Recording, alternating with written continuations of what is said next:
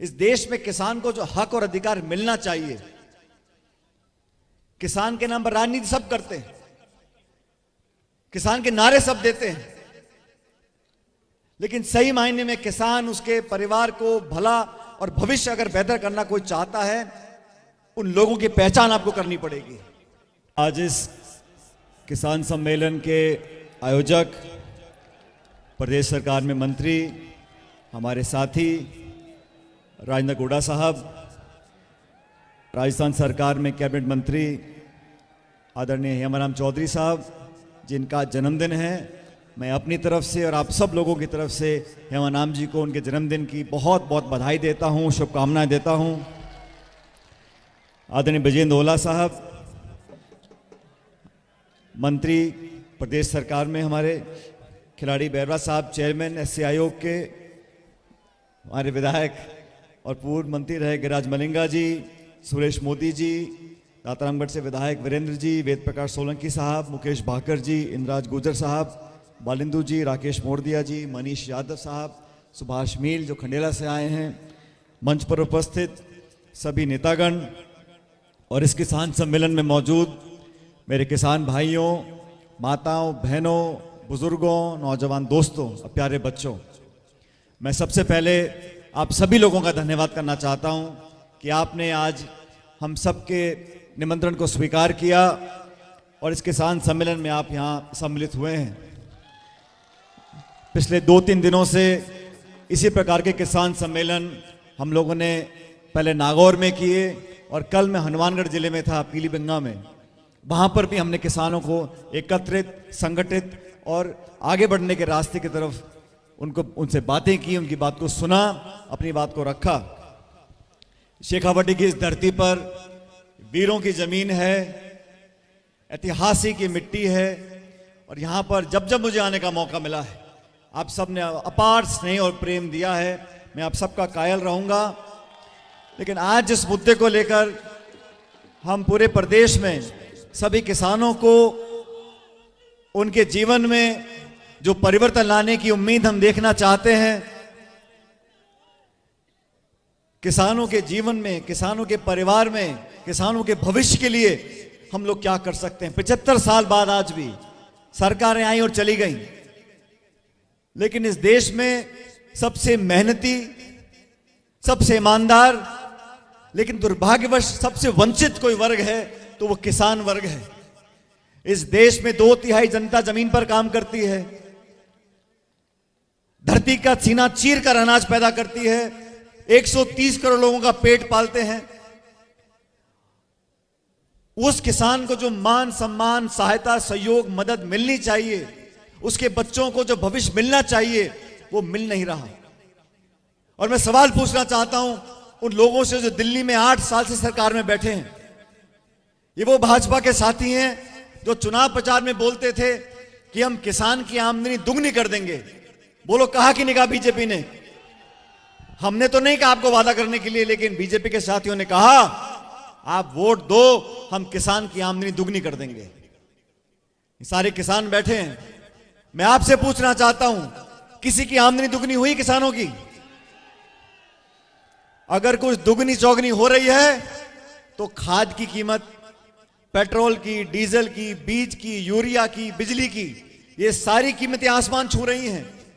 कोई भला आदमी केंद्र की सरकार का आकर ये बोलने को तैयार नहीं है कि महंगाई कम करने की कोशिश भी करेंगे।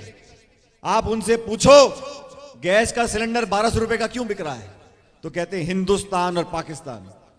आप पूछो किसान आज भुखमरी के कगार पर खड़ा है, जो 2-3 बीघे में खेती करते हैं उसमें क्या बचता होगा, क्या पालता होगा, क्या बचाता होगा, ये सवाल पूछो तो केंद्र की सरकार के लोग, बीजेपी के साथी बोलते हैं हिंदुस्तान, पाकिस्तान, मुसलमान, हिंदू, मंदिर, मस्जिद, इसी चर्चा में लोगों को समेटना चाहते हैं। लेकिन मैं चाहता हूं, हम सब चाहते हैं, किसान को एक ऐसी रूपरेखा देनी जरूरी है। किसान को मदद अगर आप नहीं कर सकते हो तो किसान पे जो प्रहार आपने किया था, ये 3 जो काले कानून बनाए थे, अपनी जिद में बनाए थे, और 1 साल तक किसानों ने देश की राजधानी में धरने दिए, प्रदर्शन किया, चक्का जाम किया। तो 1 साल के बाद जब चुनाव आने वाले थे तो हाथ जोड़ के बोला ये तीनों कानून वापस ले रहे हैं। अब मैं से पूछना चाहता हूं कि किसके कहने पे तो आपने कानून बनाए थे और किसके कहने पे आपने वापस ले लिए? सैकड़ों किसानों की जान चली गई। इस देश में मैं किसान परिवार में पैदा हुआ और मैं इसलिए बोलता हूं कि मेरा जन्म गांव में नहीं हुआ। मेरे पिताजी एयरफोर्स में थे, तो जहां जहां एयरफोर्स का स्टेशन था वहां हमारी पोस्टिंग होती थी। लेकिन जो किसान के दर्द को नहीं समझ सकता, जो किसान की मुश्किल को नहीं समझ सकता, वो सिर्फ भाषण दे सकता है। और मैं ये बात बार बार बोलता हूं, जब तक किसानों के बच्चे, गरीब के बच्चे उन कुर्सियों पर नहीं बैठ जाएंगे जहां से इस देश की, प्रदेश की नीतियां लागू होती हैं, तब तक देश का कल्याण, प्रदेश का कल्याण नहीं हो सकता। जिसको पता होगा कि मुझे बैंक से अगर 50,000 रुपए का लोन लेना है, उस किसान की चप्पल घिस जाती है, जूती घिस जाती है बैंक के चक्कर काटते काटते। 2 बार क्लर्क मिलेगा, बोलेगा अटैच करके लाओ, नोटराइज करके लाओ, ये प्रमाण पत्र दो, क्या गिरवी रखोगे, 10 चक्कर काटेगा, फिर किसी दलाल को 2-5 रुपए पकड़ाएगा, तब जाके उसको मिलेंगे 50,000 रुपए। ये हकीकत बनी है देश की व्यवस्था के अंदर। और कोई धन्ना सेठ, मोटा सामी, कोई उद्योगपति बैंक मैनेजर को फोन कर दे तो 10 करोड़ का चेक उसके घर पहुंच जाता है, बैंक मैनेजर लेके जाता है।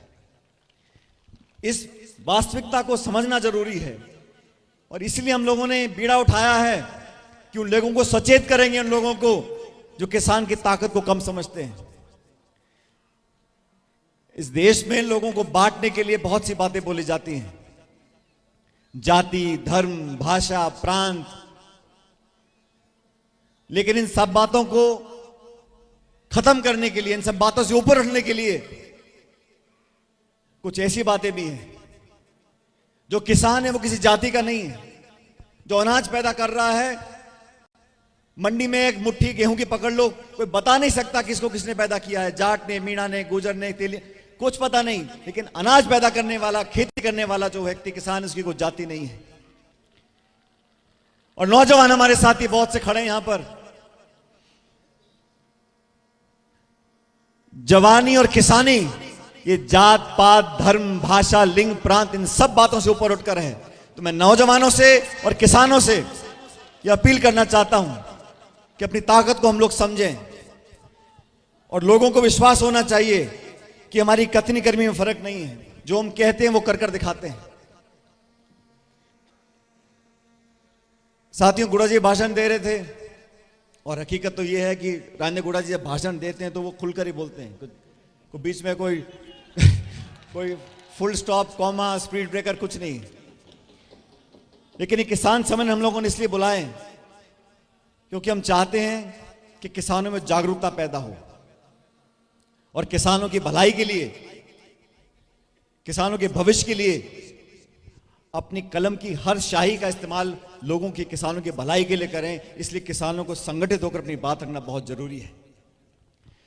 दोस्तों, जो देश का नौजवान है उसको बहुत उम्मीदें होती हैं उन लोगों से जो उस देश की नीतियां बनाते हैं, कानून बनाते हैं, राज करते हैं। और मैंने कल भी कहा, परसों भी कहा, इस देश के नौजवान को उम्मीद हम सब लोगों से है। जो बच्चा गांव में रहता है, शहर में रहता है, मेहनत करता है, खर्चा उठाता है, किताब खरीदता है, तैयारियां करता है, एग्जाम देने जाता है और पेपर अगर लीक हो जाता है तो सबको दुख होता है। ये किसी एक नेता, मंत्री, संतरी, पक्ष, पार्टी, इसकी बात नहीं है। और बार बार अगर होता है तो उसका दुख हम सभी को, लोगों को है। और मुझे खुशी है, मैं स्वागत करता हूं इस बात का कि जो जो इस प्रकरण में पकड़ा जा रहा है उस पर कार्रवाई की जा रही है। लेकिन इतना बड़ा हादसा अगर होता है, लगातार होता है, तो जिम्मेदारी तो तय करनी पड़ेगी। अब ये कहा जा रहा है कि कोई अधिकारी, कोई नेता इसमें लिप्त नहीं था। तो भाई, जो एग्जाम की कॉपी होती है वो तिजोरी बंद होती है, वो तिजोरी में बंद होके बाहर बच्चों तक पहुंच गई ये तो जादूगरी हो गई भाई, ऐसे कैसे हो सकता है? ऐसा संभव नहीं है।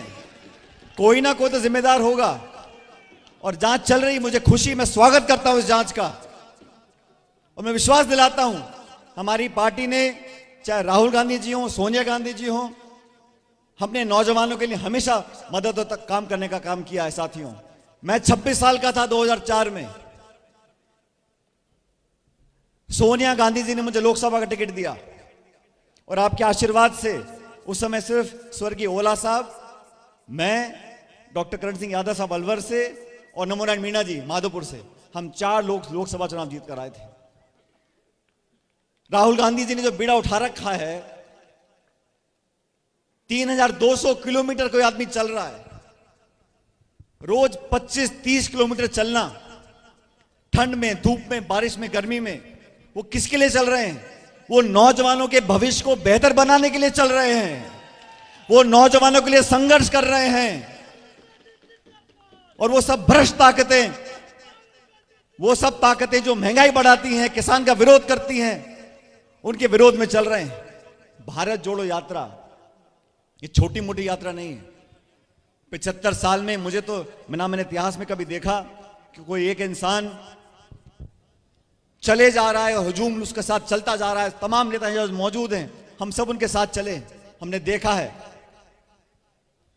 हर उम्र के लोग, गांव के, शहर के मिल रहे हैं, जुड़ रहे हैं, महिलाएं, बच्चे, बुजुर्ग, कर्मचारी, अधिकारी, सब लोग आके मिल रहे हैं, क्योंकि जो मुद्दा है वो इस देश में, समाज में जो टकराव की स्थिति पैदा हो गई है, जो कड़वड़ाहट पैदा हो गई है, भाई को भाई से लड़ाने की जो रणनीति लड़ी जा रही है, उसके खिलाफ वो लड़ रहे हैं।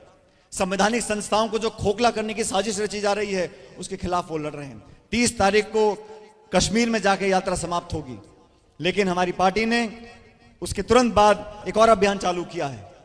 26 तारीख से हाथ जोड़ो अभियान, गांव में, तहसील में, पंचायत में, ब्लॉक में, जिले में, सब जगह ये संदेश जाएगा एकजुटता का, प्यार का, मोहब्बत का, और उन सब ताकतों को हराना पड़ेगा जो भाई को भाई से लड़ाने का काम करते हैं।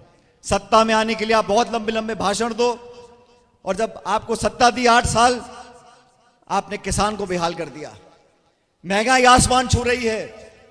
इतिहास में कभी इतनी बेरोजगारी देश में कभी नहीं देखी जितनी आज है। पेट्रोल, डीजल देसी घी से महंगा हो गया, कोई जवाब देने को तैयार नहीं है। साथियों, राजस्थान के अंदर भारतीय जनता पार्टी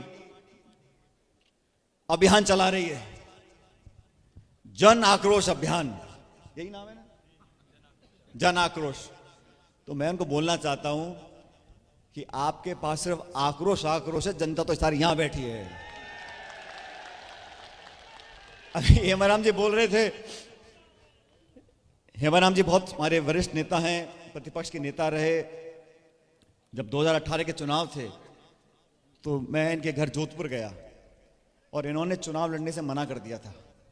मैं प्रदेश अध्यक्ष था, मुझे एक एक सीट जीतनी बहुत जरूरी थी और मैं चाहता था कि हमारी पार्टी कांग्रेस के सिंबल पे हमारा एक अप्रत्याशित बहुमत आए।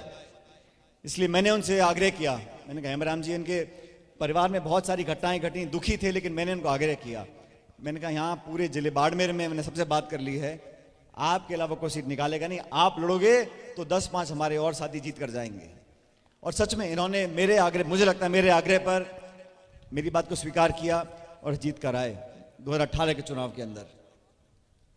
ओला साहब और स्वर्गीय शीशराम जी से मेरे बहुत पुराने संबंध थे, पायलट साहब के भी थे, लेकिन वो ऐसे लोग यहाँ मंच पर बैठे हैं जिन्होंने इस मिट्टी के लिए, अपनी जनता के लिए, अपनी पार्टी के लिए सब कुछ कुर्बान करा। और जो वाक्य बता रहे थे 77 का, मेरा जन्म 77 का है। इंदिरा जी के लिए जेल में गए, अच्छे बुरे समय में कांग्रेस का साथ दिया। ये वो नेता हैं जिन्होंने अपने योगदान से इस पार्टी को सींचा है। और मैं हर बार बोलता हूं कि पिछले 30 सालों से 5 साल सरकार कांग्रेस की आती है, 5 साल भाजपा की आ जाती है। इस परिपाटी को बदलना पड़ेगा। अभी 10 महीने का समय है, हम मिलकर अगर काम करेंगे, सत्ता, संगठन सबको सम्मान, मान देकर काम करेगा, तो मुझे पूरा विश्वास है कि 2023 में कांग्रेस पार्टी की सरकार दोबारा हम लोग यहां बनाएंगे, आपके सहयोग से, आपके आशीर्वाद से। जिन 5 सालों का आप जिक्र कर रहे थे, ओला साहब ने भी बोला, हेमाराम जी ने भी बोला, हमारी पार्टी के मात्र 21 विधायक रह गए थे 200 में से 2013 के चुनाव के अंदर, और 2 मंत्री जीते थे मेरे ख्याल, एक तो ओला साहब जीते थे और एक मालवीय जी जीते थे। हमारी पूरी कैबिनेट हार गई थी। उस विपरीत परिस्थिति में मुझे सोनिया जी, राहुल गांधी जी ने कांग्रेस पार्टी का अध्यक्ष बनाकर भेजा। मैं दूसरे टाइम दिल्ली में केंद्र का मंत्री था, तो बहुत लोगों ने मुझे कहा